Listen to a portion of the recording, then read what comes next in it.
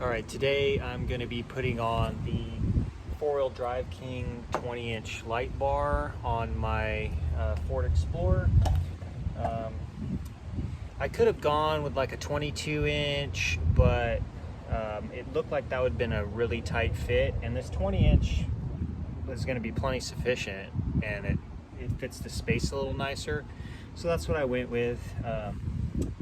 And I went ahead and I cut out these center sections. I've seen other guys that have come along and they've taken out this entire trim piece, but I chose to keep it, and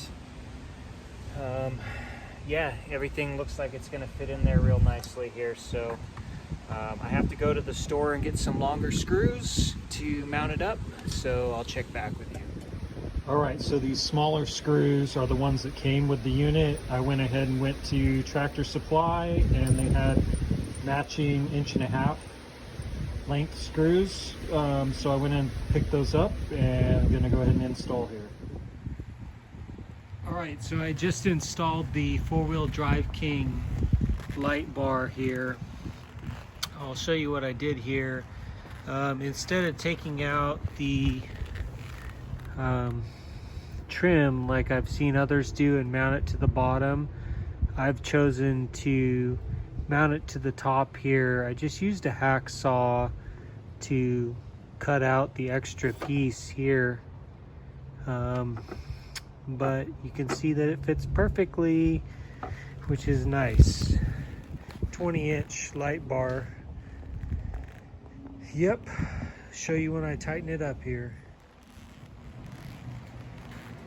All right, well, I got the 4WDKING 20-inch light bar installed here, and I liked the 20-inch over the 22-inch because the fit was a lot cleaner on this 2003 Ford Explorer. See, I just bolted it right into the top of the bumper there. It's kind of like a plastic, and there's maybe like some styrofoam up there. I ended up using some fender washers. So yep, that's how I did it, and it looks really solid. All right, I want to show you what we're working with here. It is the 4WDKING. As you can see, it's a 20-inch light bar.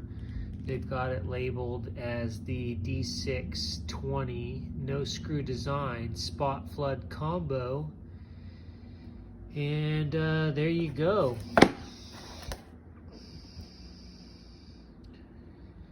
Pretty straightforward stuff. So when I ordered online, they had different options for cables on Amazon, and I ordered the one that was specific for this model, and it had this special plug-in.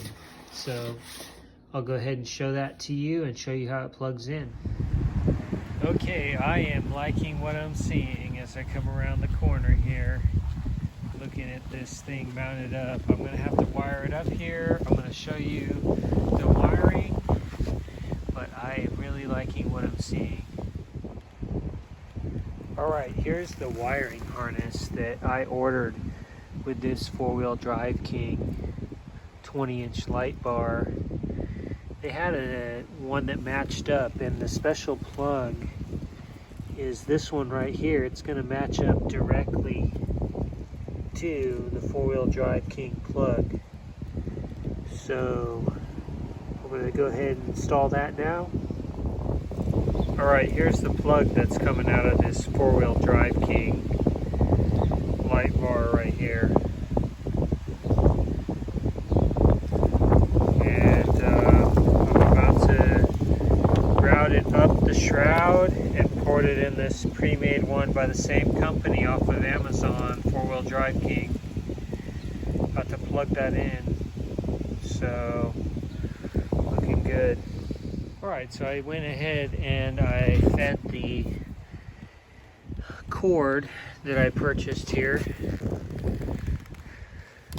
down right next to the shroud here. And it ended up coming right out where I wanted it to come out, right here. So got the right plugs going on, and that looks like a perfect fit to me. All right, so I installed the button that came with the 4WDKING harness here. I used a 3/4 inch hole saw cutter, and I cut through there and it dropped right in. You had to notch out something for the top.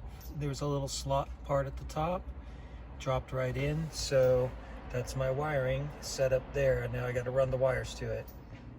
All right, well, here's what I picked up to try and penetrate the firewall and finish off the electrical. This grommet here, it's got a pretty wide gap on it, but I would never know what drill bit to buy for these, but 1/2 inch would look like it would do the trick. So hopefully that'll work. And then I've got to replace some end connectors because they came off of the old switch funny. So I'm going to go ahead and try to penetrate the firewall now and shove some wires through.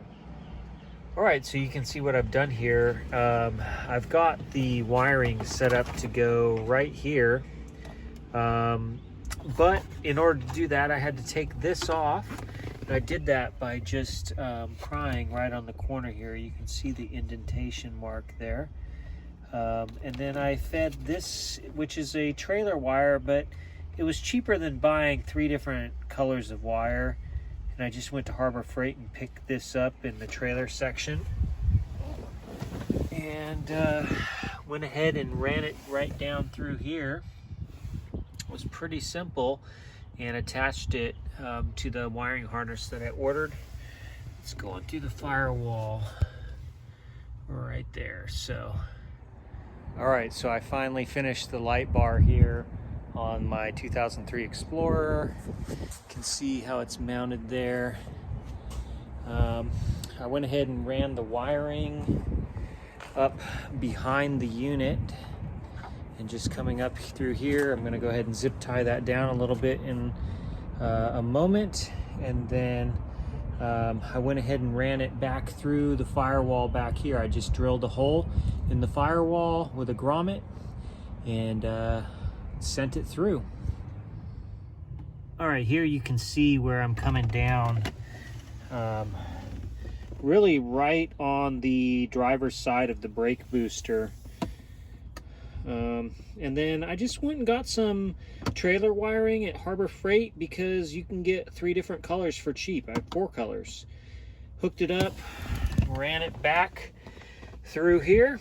Of course, I ran this down first so that you could drop it through. But as you see, I am wired up here, and there we go. It's on. As you can see, it's nice and bright here.